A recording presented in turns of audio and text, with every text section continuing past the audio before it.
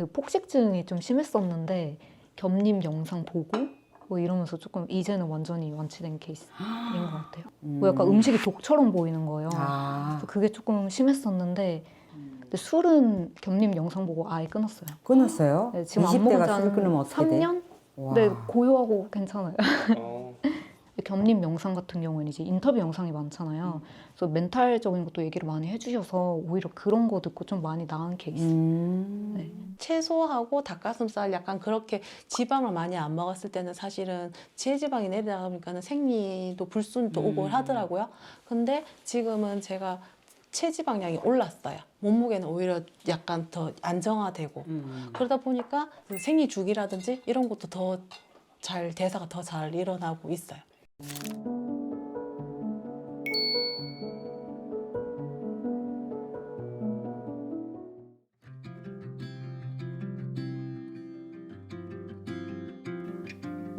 너무 신기한 게 어제는 전화 와서 뭐라 그러는지 알아?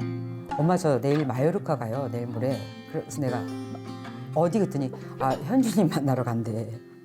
아니 어떻게 그랬더니 자기가 토요일 날 내일이 토요일이지. 토요일 날 일이 끝나고 나면 저녁 8시 비행기를 탈 수가 있대. 그러고 나서 그 다음 날 일을 해야 되기 때문에 아침 8시 비행기인가로 돌아와야 된대. 그러면은 밤이잖아. 그랬는데 그분한테 그렇게 연락을 한 거야. 자기가 이렇게 시간이 되는데 그 사이에 잠깐 만나줄 수 있냐고 이렇게 한 거지. 그랬더니 내가 연말 들으면서 너무 황당해서 영서가 생각을 해봐. 그건 된다 그래 안 된다 그래. 너무 무례한 거지. 제의한 사람이. 영석이가 그리고 그렇게 그러니까 그래서 내가 사람이 아니지. 그래서 영석이한테 아니 영석아 이런 건 말도 안 되는 거지. 무슨 언제 갈까요도 아니고 언제 만나줄 때도 아니고 제가 이때 갔다가 아침 8시 비행기 온다. 그러니 뭐라고 그랬더니 엄마 자기가 이 뭐에 씌였나 보대. 지금 엄마 얘기를 듣다 보니까 자기 미쳤나 보다. 이게 말도 안 되는 거를 했네요, 제가. 근데 이게 뭔가 이렇게 미치면 그렇게 한 거야. 그러니까 그게 또 됐어. 그러면 우리 집으로 오라고 그러시더래. 밤에 어디를 숙소를 구하고 가겠어. 그리고 집으로 오라고 그래갖고 글로리아랑 데리고 둘이서 그 집 가서. 아, 내가 지금 같이 간대. 연락이 먼저 왔는데 내가 도움 줄게. 되게 많다고. 요리, 스페인에서 요리를 배우려면 어떤 걸 배워야 되고 이런 것들에 대해서. 그래서 그분을 이제 만난 인연이 내가 도대체 어디서부터 시작된 거야? 이 집밥이거든. 그래서 내가 집밥에 사람들이 고맙다 하는 거를 내가 몰빵으로 이번에 다 받고 왔나? 그런 느낌이 들었어. 그 감사의 대가를 내가 가만히 있어보자. 이렇게 막 응집돼서 막 한꺼번에 다 돌려받은 느낌이 들었어. 왜냐면 너무 가짜 같았거든. 그래서 내가 그분한테 그랬어. 내가 미슐랭 난 여기 뭐 상상도 못했고 그다음 음식이 와도 시킬지도 모르고 음식이 나와도 어떤 음식인지 전혀 모르거든. 이제 우리가 이렇게 볼 수 있는 음식들이 아니고 막 다 분자 요리 막 이런 것들인데 이분이 다 만들어 본 요리들이 많았기 때문에 거기서 다 설명을 해주는 거야. 한국말로. 와, 그러니까 내가 그걸 진짜 즐길 수가 있었지. 그리고 그분이 오자마자 뭐라 그러냐면은 여기 주방 볼 수 있어요. 그러는 거야. 그 미슐랭 주방을 어떻게 봐. 다 얘기해놨다는 거야. 들어가도 된대. 그래갖고 내가 정말요? 그랬더니 그 주방장한테 어떻게 얘기해놨는지 한국에서 너무나 유명한 사람이 왔다고 그렇게 말을 했나 봐. 영광이라고 총주방장이랑 다 나와가지고 거기 미슐랭 식당을 진짜 샅샅이 다 사진 찍으래. 그래갖고 단체로 우리 사진 찍고 막 요리하다 말고 생각을 해봐. 말이 되니? 요리사들이 나와갖고 다 사진 찍어주고 단체 사진 찍고 나랑 그러고서 이게 뭔 일인가 그러고 온 거야. 그러면서 그분이 그러더라고. 여기에 한국에 이분 아들인데 만약에 여기 바르셀로나를 지원해서 온다 하면 여기 한 사람 받아줘야 돼. 그랬더니 네 그렇게 할게요 이러더라고. 무슨 일? 그러니까 그런 식으로 그러니까 너무 소름 돋잖아. 그래서 그러니까 영석이는 내 말 듣고 에이 엄마 또 무슨 너무 과장하는 거 아니에요? 그래서 내가 얘 과장인지는 나도 모르겠는데 내가 듣기를 그렇게 들어서 지금 전하는 거야 그랬는데 난 더 놀란 게 얘가 아까 이분이 왜 그 편지 사연을 썼다라는 소리에 얘가 그게 삑 돌아갔고 경우고 뭐고 없이 밤에 갔다 아침에 온다고 거기를 마요르카를 섬인데 비행기 타고 간다고 그거를 그렇게 연락했다는 게 이게 무례하게 짝이었고 영석이로서는 있을 수도 없는 일이거든. 굉장히 이렇게 아주 그냥 생각하고 하는 애인데 엄마 내가 미쳤었나 봐요. 듣고 보니까 말이 안 되는 짓을 했네. 그러더라고. 근데 거기서부터 역사가 이제 이루어지는 거 아니야? 기회도 웃기는 것도 힘들지만은 그 기회를 위해서 또 뭔가 행동을 취하는 게 진짜 큰 것 같아요, 진짜. 그래요. 그러니까 맞아요. 고마우면 고맙다고 해야 되는 거더라고. 너무 신기하지 너도. 그분이 그때 뭐라 그러셨냐면은 이거 미슐랭에서 드시면 양을 많이씩 나와서 그렇지 이게 엄청 비싼 요리를 드신 거라고 온 사람들한테 막 그러더라고. 그래갖고 나는 이제 그거는 그냥 뭐 그럴 수도 있겠다 이렇게 생각을 이렇게 그래 들었지. 근데 이분이 그냥 한 얘기가 아니야. 그래서 나보고 내가 막 당황해하고 막 이러니까 즐기세요. 그냥 즐기세요 그러는 거야. 그래서 내가 즐길 수가 없는 상황이지만 할아버지 같은 분들이 와서 계속 서빙하고 와, 나 지금 이거 내 눈으로 보고도 내 지금 현실이 믿어지지 않는다 그랬더니 그분이 자기는 여기 와서 집밥 먹을 때 지금 에리님 느끼는 감동의 몇백 배였다고 그러더라고. 어떤 식으로 삶을 다시 생각하는 완전 터닝 포인트가 됐다고 그렇게 말씀하시더라고. 그래서 내가 너무 놀랬지. 그래서 그러니까 이렇게 신청해서 온 거지만 신청까지도 사실은 되게 어려운 거지. 그 마음이 놓여지는 것까지도. 자기는 어떻게 사연을 쓰게 된 거예요? 아, 저는 제가 원래 중국어 강사였어요. 근데 제가 했던 강사라는 직업이랑 코로나 시기에 이제 중국어 강사를 못 하게 되면서 배우는 사람들이 없어져가지고 그러면 중국어 쇼호스트 준비를 해보자 했는데 사실 강사도 그렇고 쇼호스트도 그렇고 날씬해야 돼요. 좀 네, 원장님이 대놓고 살 좀 빼세요라고 그래요? 하기도 네. 가리키는 건데도? 네. 네, 그렇더라고요. 근데 아무리 정석 다이어트를 해도 0.1kg도 안 빠지는 거예요. 그래서 왜 그렇지 하고 찾아보니까 이제 어쩌다가 이제 경님 유튜브를 우연히 보게 됐고 이게 대사 문제구나 라는 거를 알게 됐어요. 근데 진짜로 이렇게 알려주신 대로 먹으니까 정말 살이 많이 빠지는 거예요. 그래서 이제 그때부터 집밥 컨텐츠랑 이런 거 다 열심히 보게 되고 이제 그때부터 좀 팬심을 갖고 있다가 신청을 했는데 전 당연히 안 될 거라고 생각을 했어요. 근데 이제 한참 뒤에 됐다고 연락을 주신 거예요. 그래서 근데 사실은 그 시점에 저는 지금 이제 난임병원을 다니고 있거든요. 그래가지고 이제 처음에는 단순히 좀 미용 생각해서 했다가 지금은 이제 좀 난임을 극복해보고자 이제 하게 됐죠. 알려주신 키토 다이어트. 근데 지금 아무래도 좀 약을 먹고 난임 주사 같은 걸 뭐 맞으니까 이렇게 막 지금은 옛날만큼 빠지진 않더라고요. 네. 그래서 오늘 병원 갔다 온 것도 사실은 그 매일매일 아침에 가서 주사를 맞아야 되거든요. 매일 가야 돼요? 네. 그래서 애쓴다. 정말 애쓴다. 아니 그거 하는 동안에는 어떻게 뭔가 뭐 안 먹어야 되고 뭐 이런 것들은 없어요? 사실은 원래는 제가 간헐적 단식을 하고 싶었는데 약을 삼시세끼 먹어야 돼서 그거는 간헐적 단식은 못 하더라고요. 약 먹어야 되니까. 네, 네. 근데 호르몬 변화 때문에 되게 몸이 힘들다고 그러더라고요. 맞아요. 엄청 체력이 거의 반토막 정도 나서 조금만 뭐 해도 힘들고 피곤하고 하더라고요. 그래서 이제 사실은 이 난임 때문에 회사도 왜냐면 병원이 2시까지밖에 안 해요. 오후 2시. 그러니까 제가 심지어 회사도 굉장히 멀었거든요. 그래서 어쩔 수 없이 이것 때문에 이제 회사도 관두고 집에서 유튜브만 보게 되고 좀 사실 무리한 운동도 못 하게 해가지고 집에서 항상 이제 무료하게 있다가 오늘 촬영이 너무 기대돼가지고 되게 설레면서 왔어요. 오랜만에 외출이네 제대로. 네, 맞아요. 아이고 좋은 소식 있었으면 좋겠다. 감사합니다. 여기 다녀가서 아기 낳으신 분들 소식 주는 분들 종종 있어요. 그래요? 저도 그랬으면 좋겠네요. 현지 씨도 그렇고 또 그 저기 지우 씨도 그렇고. 카톡 프로필 사진이 다 아기 사진이야 이제. 맞아. 저도 그랬으면 좋겠어요. 그렇게 될 것 같아. 애쓰시는데. 뭔가 간헐적 단식 같은 것들은 뭔가 맥락에 따라서 필요할 때가 있고 아닐 때도 있는데 운동선수니까 그 훈련을 하루에 2번 이상 하잖아요. 근데 이게 지방 같은 거는 에너지원이긴 한데 그 흡수되는데 시간이 많이 걸려가지고 효율이 좀 안 맞을 수도 있어요. 네, 보통 유산소 계열 쪽은 간헐적이 네, 그쪽은 괜찮죠. 괜찮다고 하는데 그래서 저도 이제 그렇게 해보고 간헐적을 지금 단순히 6월 달부터 한 게 아니고 네. 체중 때문에 거의 몇 년 동안 그렇게 하고 있는 상황이었거든요. 괜찮으세요? 네, 어. 그래서 힘이 없거나 이러지는 않아요. 뭐 근력 운동도 체력이 지금도 선수 생활하고 있고 사실 제가 아까도 말씀드린 제일 나이가 많다고 말씀드렸잖아요. 제일 어린 선수는 10대도 있고 저희 팀에도 20살 선수, 20대 선수들이 있거든요. 저희 자기는 몇 살이야? 저 80년 1월생이요. 아, 진짜요? 80년? 네. 그럼 한참.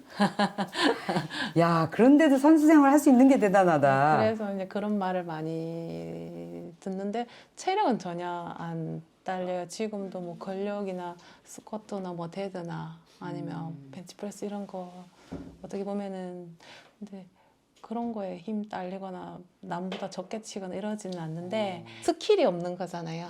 선수는 제가 사실 과는 나왔지만 저도 뭐 그냥 수능 치고 체육 선생님한테 선생님 저 학교 가고 싶은데 실기가 이거래요 좀 가르쳐 주세요 해가지고 선생님 쉬는 시간에 체육 선생님한테 물어봐서 실기 쳐서 들어가고 그렇게 해서 운동을 사실 제대로 해본 적이 없거든요. 그러니까 지금 운동선수 생활하고 운동을 처음 배우는 해보고 거야. 예. 제대로 기술도 배우고. 예, 그래서 씨름인데 그래서 기술이 많이 딸리지 근력은 타고나셨다. 그래서 지금 타고났다. 근데 아직 아쉽게도 계속 그런 말이 들리니까 나이가 자꾸 있으니까 나는 그런 생각을 안 하는데 주위 사람들이 조금 부담스러워 하시는 것 같더라고요. 그래서 좀 속상은 해요. 근데 그것도 저도 궁금한 게 겸님 근력 운동이라든지 이런 거는 무산소 운동 대사로 해가지고 탄수화물 기반으로 에너지를 잡잖아요. 근데 키토시스 상태에서는 그러면은 내가 근력 운동이라든지 아니면 유산소는 그렇다 치더라도 그럼 어떤 시스템으로 이루어지는 거예요? 아, 똑같아요. ATP 시스템은 똑같아요. 똑같 케톤이나 지방산에서도 ATP가 만들어지고 네, 그다음에 탄수화물에서도 ATP가 만들어져요. 결국 목적지는 똑같아요. 똑같아요. 그 운동하시는 분들은 달라야 된다고 말씀드리는 거는 네, 결국에는 운동 본 경기가 있고 훈련이 있을 거예요. 네, 그러니까 씨름이라는 각 종목이 왜냐면 100m 달리기일 수도 있고 마라톤일 수도 있고 자전거일 수도 있고 네, 종목이 있잖아요. 네, 그러면 그 경기를 뛸 때 필요한 어떤 에너지 시스템이 있을 것이고 네, 또 그 몸을 만드는 과정에서의 훈련들이 필요하잖아요. 네, 근데 어떤 훈련이든 다 운동의 훈련의 볼륨이 필요해요. 네, 그러니까 훈련 양이 필요해요. 근데 운동선수들은 하루에 운동을 2번 하잖아요. 네, 근데 운동할 때 어쩔 수 없이 우리가 근력을 낼 때 그 에너지들을 우리가 이제 ATP에서 쓰지만 걔들을 글리코겐에 저장했다가 쓸 수도 있고 지방에 쓸 수도 있고 또는 크레아틴 관련된 시스템도 있어요. 네. 그러니까 여러 가지 에너지 관련 시스템들이 있는데 확실히 제가 생각하기에는 그 훈련을 견뎌내려면 네. 하려면 하기 전에 글리코겐은 꽉 차 있는 게 좋고 네, 그다음에 이제 뭐 크레아틴 같은 것들이 꼭 차 있는 게 좋아요. 일반인 상태는 문제가 없어요. 근데 운동선수들은 운동할 때 그만큼 꽉꽉 채워서 들어가야 되는데 지방은 시간이 많이 걸려요. 소화되는데 시간이 많이 걸리고 네. 그걸 채우는데 시간이 많이 걸리고 네. 근데 글리코겐으로 이제 직접적으로 가지도 않고 그래서 이제 자기가 어떤 활동을 하느냐 어떤 행동을 하느냐에 따라서 탄수화물과 지방의 섭취 비율이나 양 네. 타이밍 같은 것들이 바뀌어야 되고 끼니수 바뀌어야 되고 네. 그래서 그런 면에서 저는 이제 운동선수니까 그런 부분은 실험을 좀 많이 해봐야 돼요 스스로. 나 그러니까 네, 그래서 제가 조심스러웠던 거는 하루 한 끼만으로 이게 되는구나가 좀 신기했고 왜냐면 운동량이 워낙 많으니까. 네, 맞아요. 운동량은 네. 진짜 많아요. 하루에 근력 운동 거제 가기 전에 제가 웨이트를 한 기본 몸풀기 30분 하고 근력 운동 1시간 하고 거제 가서 9시 반부터 11시 반, 12시까지 뭐 씨름을 한다든지 하고 뭐 또 뛰는 것도 한 6km, 기본 6km, 5km 뛰고 또 근력 운동 또 하거든요. 그러니까 이게 하루에 인간의 몸이 이제 한 끼만으로 섭취할 수 있는 에너지 양이 아니잖아요. 근데 몸무게는 안 들어요. 그러면 이제 몸은 지금 이제 대사량을 떨어뜨리고 그만큼 맞추긴 한 거죠. 근데 무조건 문제가 되는 건 아닌데 네, 여자의 몸이기도 하고 네, 아무리 운동선수지만 그 전에 여성의 몸이잖아요. 네. 그리고 사람이기도 하고. 그러니까 이게 견딜 수 있긴 할 거예요. 애초에 뭐 원래 우리 몸이 항상 적응하니까. 네. 근데 제가 느끼기에는 한 끼만으로는 이게 쉽지 않은 활동량이겠다 생각이 들었고 네. 두 번째는 이제 체중 관리 목적에서는 이제 탄수화물 줄이는 게 도움이 될 수 있는데 네. 결국에는 성적을 올리기 위해서는 훈련들을 이제 가장 잘 쳐내는 게 중요하잖아요. 네. 근데 이건 실험을 해보셔야 된단 말이에요. 네. 그러니까 지금 괜찮았다가 최적이 아닐 수도 있잖아요. 그렇죠. 그래서 그거는 본인이 이제 탄수화물과 지방을 어떻게 먹었을 때, 언제 먹었을 때 그걸 해보면서 언제 좋아하는지를 기록하면서 봐야 네. 돼요. 아, 그러고 있는데 네. 그전에는 제가 아까도 말씀드렸다시피 채소하고 닭가슴살 약간 그렇게 지방을 많이 안 먹었을 때는 사실은 체지방이 내려가니까는 생리도 불순도 오고 하더라고요.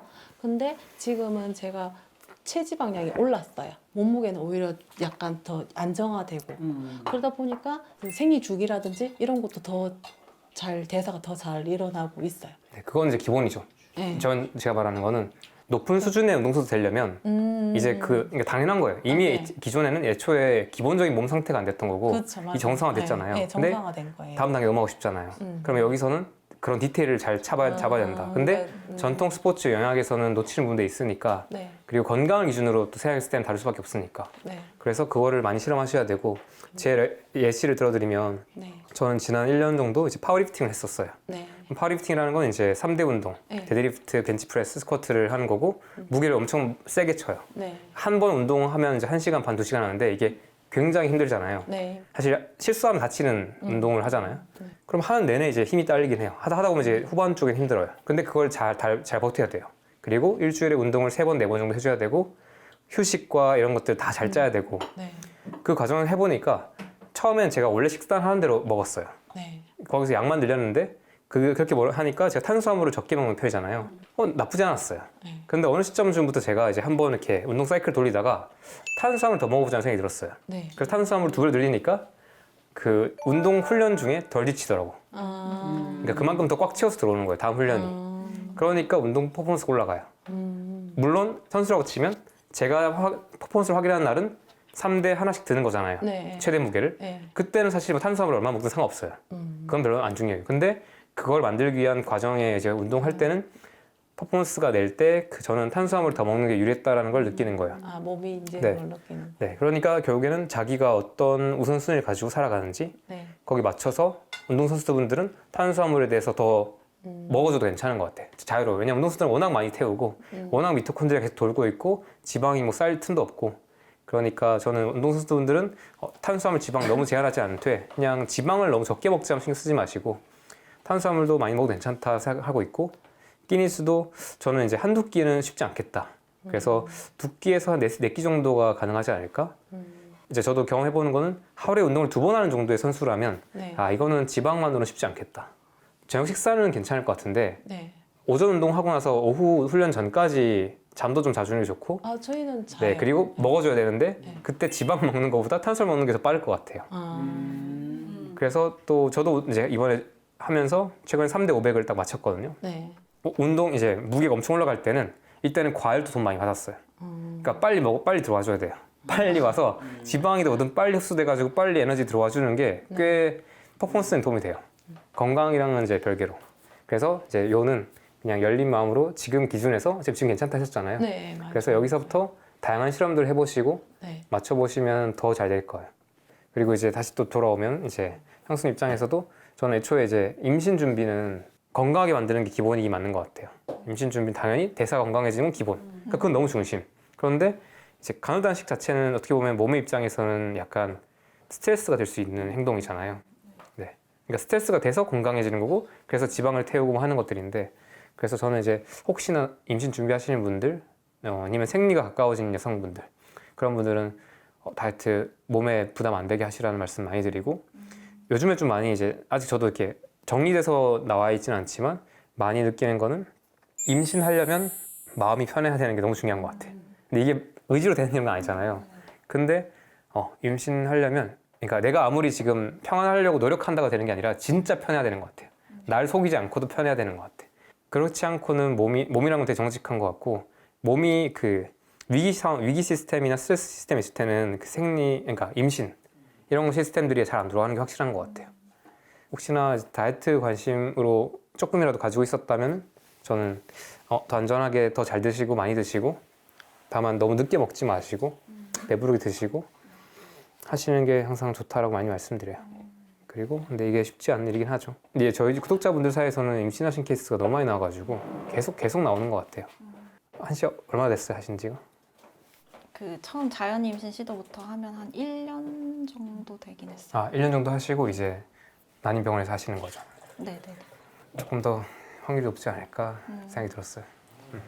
그래서 그냥 너무 붙잡으려 하지 마시고 편안하게 나 잘 챙기면 때가 됐을 때 오는 것 같아요. 아, 간헐단식 한다 하셔가지고. 아, 그래서 요즘엔 조금 저도 경계하는 것 같아요. 여자분들은 더 조심하라고 많이 말씀드려야 되는구나. 의외로 여자분들이 이제 목에 꽂혔을 때 좀 다르게 보시는 게 있는 것 같아요. 가끔씩은. 너무 열심히 하려 해서 무리가 될 때 오히려 이게 얻는 것보다 잃는 게 많은 경우가 있더라는 걸 좀 배우는 것 같아요. 그래서 항상 마음 편해지게, 편안해지게 할 수 있는 게 전 제일 도움되는 것 같아요. 혹시 나이가 어떻게 되세요? 저 34이에요. 34이요? 네. 그러니까 참 신기하지 않아? 우리가 새로 우리 몸을 빌려서 새 생명이 나오잖아. 네. 근데 그게 건강해져야지 이때가 되는 거잖아. 그지요? 네. 그게 너무 신기해. 그래서 그 덕에 건강해지는 거야. 그 덕에 건강을 챙기게 되는 거지. 좋은 밭을 만드는 것, 준비하는 것 이런 느낌도 좀 있어요. 저도 1년 걸렸던 것 같아요. 네, 근데 정말 뭐 난임 이런 건 아니었는데 검사를 해봤는데 아무 이상은 없었는데 힘들었는데 진짜 마음을 진짜 편안하게 하니까 찾아왔던 것 같아. 이 마음이 제일 중요한 것 같아. 겸님 말씀처럼 다른 건 다 건강도 다 건강이지만 마음이. 근데 저도 제 주변 한 4-5분 정도 계셨는데 다 결국에는 아이 놓으셨어요. 네, 다 잘 되셨어요. 그래서 진짜 마음만 편하게 먹으면 좀 오래 걸리긴 해도 아이고. 근데 그 세월도 사실 쉽지는 않겠다. 그죠? 네. 그런데 궁금한 게 저는 잘 아직 모르는 게 많아서 그런데 이제 난임병원에 가면 구체적으로 어떤 것들을 해요? 우선은 이제 자궁에 대한 검사를 하고 남편의 정자 검사를 하고 혈액을 통해서 뭐 염색체 이상이 없는지 아니면 뭐 면역력이 너무 세진 않은지 이런 검사들을 하더라고요. 그리고 뭐 기본적으로 이제 체중 뭐 이런 것도 좀 보시고. 근데 사실 저랑 남편은 큰 이상은 없다고 하셨는데 난임인 상태여가지고 조금 더 마음이 어렵죠. 이상은 없다고 하는데 임신이 안 되니까. 그래서 그냥 의사 선생님은 마음 편하게 먹고 좀 운동하시고 뭐 체지방을 줄이시고 이렇게 하셔라 이렇게 말씀을 해주시더라고요. 그러면 드시는 약은 어떤 효과를 주는 약이에요? 저도 사실 자세히는 모르는데 이렇게 면역력을 조금 낮추는 그런 링겔도 맞고 저는 이제 이식을 얼마 전에 했기 때문에 그게 이제 자궁에 잘 이식할 수 있도록 하는 뭐 그런 약들을 처방해 주시더라고요. 그 시술할 때 엄청 아프다고 들었어요. 맞아요. 근데 대신 수면 마취를 해서 좀 아프긴 하지만 그래도 견딜만 했어요. 근데 예민하신 분들은 속도 되게 메스껍다고 그러시던데. 맞아요. 그것도 좀 있어요. 야, 이렇게 귀하게 다 나온 애들인데. 그지? 근데 예전에 어머니 그때는 그때는 난임이 그냥 가면 무조건 낫지, 다. 그래요? 그냥 생겼지. 지금 이렇게 막 이제 결혼하고 출산하는 나이가 늦어진 거랑 뭐 이런 것들 때문인가? 그런 것도 영향이 있는 것 같아. 모르겠어. 우리가 고민했던 고민이 아니었기 때문에. 근데 나는 그때 얘기 듣고 깜짝 놀랐어. 그 뒤로 그 난임 얘기 나와서 그 외국에서 살다 오신 분 있었지? 근데 그분도 그렇게 프리클리닉을 갔는데 너무나 나이대가 젊더라잖아. 너무 그냥 당연히 하는 것처럼 많이들 그렇게 하나 봐요. 그러니까 우리는 그런 게 많지도 않았고 그때 처음으로 차병원이라고 나와서 뭐 이렇게 불임 클리닉 뭐 이런 얘기를 했었고 그때 이제 그러니까 불임을 클리닉을 다녀야 된다는 생각을 안 해서 이렇게 몰랐을 수도 있고 옛날에 같은 예를 들면 그래 머리가 빠지면 머리가 빠졌지 모발 이식이라는 걸 한다는 생각을 못 했던 거랑 마찬가지일 수도 있어. 그러니까 빠진 채로 그냥 사는 거였지 그걸 어떻게든 잡아보려고 그러고 막 심는다는 거는 지금 요즘 문화거든. 그래서 그랬을 수도 있고 아니면은 난임이 많아졌을 수도 있고 그리고 그때 그 화에서 얘기한 것처럼 지금 나라에서 그 출산 장려를 하잖아. 장려를 하면서 이 보조금이 이제 난임 기준이 되게 낮아졌다 그러더라고. 뭐 결혼해서 노력하고 얼마 안 되면 난임으로 해줘서 그 나라에서 그거 뭐 몇 회까지 뭐 보조가 다 무료로 나가고 옛날에는 그거 난임 한번 하려면은 돈이 너무 비싸서 못했거든. 그거는 뭐 돈 때문에 못했다고 거의 집 팔아야 되는 수준이었거든요. 그랬는데 지금은 이제 그게 보조가 된다 그러니까 사람들이 좀 더 기다려보는 것보다도 그냥 일단은 난임으로 먼저 가서 그렇게 하는 경우도 많고 어찌 생각하면 내가 생각하지 못한 오히려 정확하게 검사를 해서 그렇게 우리는 이제 주먹국으로 그냥 기다렸다면 정확하게 이제 그 근거랑을 좀 알고 하는 거일 수도 있고 잘 모르겠는데 하여튼 지금은 그러니까 우리가 눈에 보여지는 게 되게 많아졌어. 결혼하셨어요? 아니요, 저 안 했습니다. 나이가 어떻게 되세요? 되게 했대는데. 98년생이에요. 98년? 네. 뭐가 궁금해서 20대가 그 40분을 넘게 보죠? 저는 원래 그 폭식증이 좀 심했었는데 겸님 영상 보고 뭐 이러면서 조금 이제는 완전히 완치된 케이스인 것 같아요. 폭식증이? 근데 저는 뭐 제거형 폭식증은 아니어서 뭐 토를 하거나 이러진 않았는데 그걸 제거형이라 그래요? 네, 먹고 나서 이제 죄책감이나 이런 게 너무 심해서 음식을 볼 때도 이렇게 음식을 해주시면 맛있게 먹어야 되는데 그게 아니라 보면서 계속 이거 성분이 뭐 들어갔고 약간 음식이 독처럼 보이는 거예요. 그래서 그게 조금 심했었는데 그 보통 폭식증 관련된 영상 보면 이제 식단이나 운동 관련된 것들을 얘기해 주시거든요. 겸님 영상 같은 경우에는 이제 인터뷰 영상이 많잖아요. 그래서 멘탈적인 것도 얘기를 많이 해주셔서 오히려 그런 거 듣고 좀 많이 나은 케이스. 네. 이제 이런 외적인 라이프 스타일 전반적인 거를 다뤄주시니까 많이 나은 것 같아요. 근데 지금은 아예 그냥 먹고 싶은 거 마음대로 먹고. 근데 술은 겸님 영상 보고 아예 끊었어요. 끊었어요? 네, 지금 안 먹은 20대가 지 술을 끊으면 어떻게 돼? 3년? 와. 네, 고요하고 괜찮아요.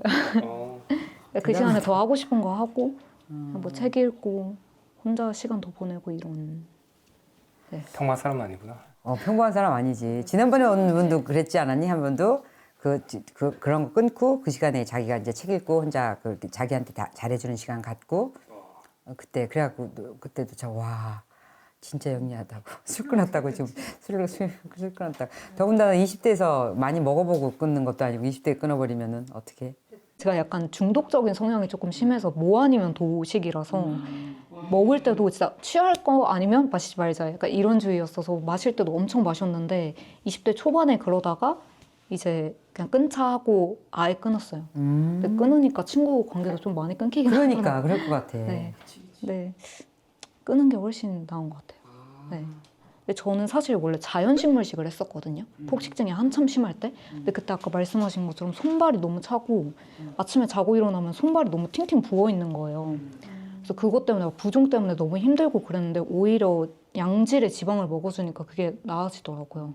몸도 많이 따뜻해지고 지방을 두려워하는 거에서 많이 벗어났고 그리고 음식 자체를 뭔가 그러니까 이렇게 구분해서 보는 것도 많이 나아진 것 같아요. 지금은 근데 20대 여성분들 중이면 좀 많지 않을까 생각하네요. 거식증이나 폭식증. 요즘에는 또 되게 마른 몸이 유행이다 보니까. 네가 그랬나? 이렇게 마르고 이쁘게 하고 다니는 사람 보면은 무섭다고. 저 뒤에서 혼자 무슨 행동을 하게 될지 그렇다며. 저는 거기서 못 벗어나고 있어요. 그러니까 아직도. 저는 그냥 계속 무서워요.